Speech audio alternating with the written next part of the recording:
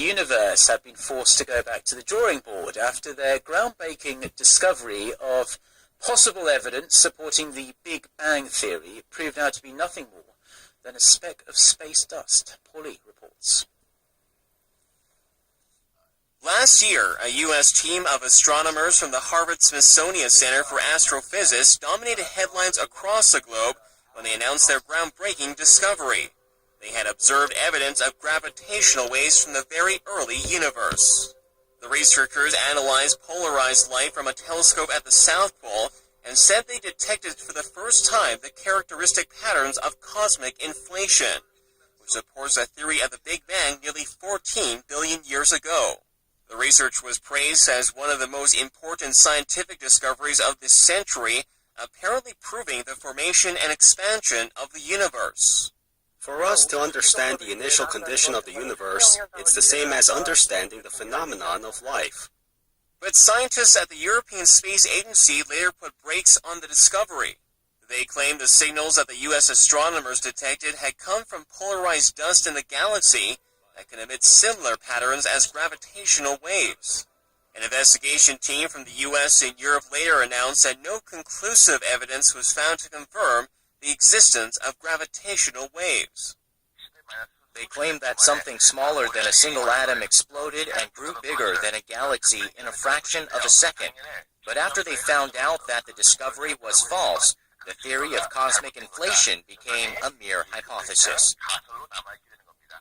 That means the origin of the universe has once again become a mystery, and the search for the source of the Big Bang that started it all is back at square one.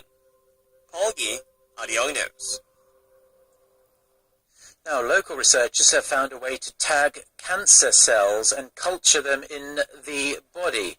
The development is expected to help doctors be more selective when prescribing anti-cancer medications, which could hopefully minimize the side effects for the patient. Son Jung-in has more. The cancer cell count in a patient with the disease can be low, accounting for about 1 in a billion normal blood cells in a 1 milliliter blood sample.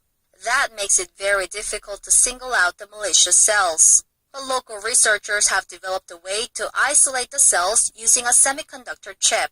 The tiny chip has 560,000 holes invisible to the naked eye, and it can filter out cancer cells that are bigger than white blood cells, which can pass through the holes.